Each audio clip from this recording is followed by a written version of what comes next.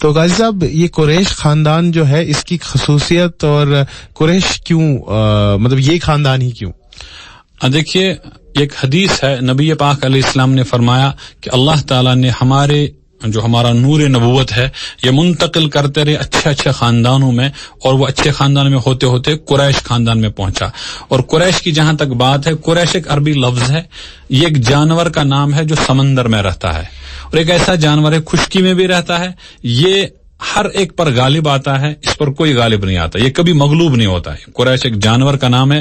حضرت ابن عباس رضی اللہ تعالی عنہ کے ایک شعر انہوں نے ایک سنایا ہے، وہ کہتے ہیں قریش ہی التی تسکن البحر بہا سمیت قریش قریشا. قریش ایک ایسے جانور کو کہتے ہیں جو بحر میں رہتا ہے، سمندر میں رہتا ہے، پانیوں میں رہتا ہے، اور غالب سب پر آتا ہے. اور قریش کا جو قبیلہ ہے عرب میں، یہ تمام قبائل اس کا احترام کرتے تھے، اور یہ ہمیشہ ہر محاذ پر غالب ہی رہے ہیں، یہ کبھی مغلوب نہیں ہوئے ہیں.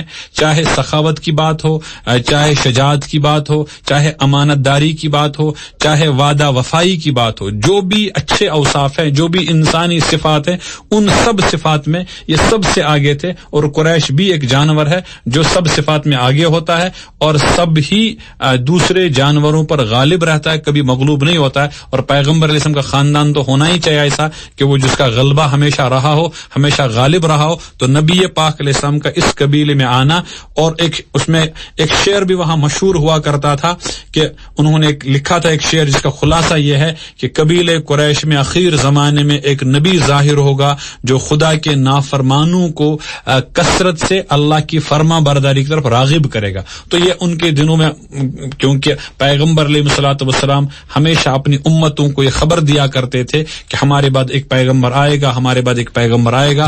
اور کہیں اشارہ بھی ملا ہوگا کہ یہ بنو اسماعیل میں سے آئے گا، اور بنو اسماعیل چونکہ قریشی ہی ہیں، تو قریشی ہونے کی وجہ سے ان کو آپس میں کبھی کبھی وہ تذکرہ کرتے تھے کہ ہمارے قبیلے میں، ہمارے خاندان میں کوئی پیغمبر اخیر زمانے میں آ جائے گا. تو قریش کے جو لفظی معنی ہے وہ ہے غالب آنا. پیغمبر علیہ السلام کا جو خاندان ہے وہ بھی عرب کے تمام قبائل پر غالب تھا. اسی لیے جب یہی قریش کا خاندان نبی علیہ السلام کا مخالف ہوتا ہے تو وہاں بھی جب معاہدات کی بات آتی ہے تو معاہدات کرتے کرتے وہ کبھی جملہ کہتے ہیں، وہ ہم انشاءاللہ ذکر کریں گے صلح حدیبیہ کے موقع پر، وہ جملہ ذکر کرتے ہیں. آپ نے تو کبھی نہیں سنا ہے کہ قریش کو کسی نے مغلوب کر دیا. اب اگر آج ہم اس وقت آپ کی یہ بات مانتے ہیں تو لوگوں میں یہ بات مشہور ہو جائے گی ہم مغلوب ہو گئے.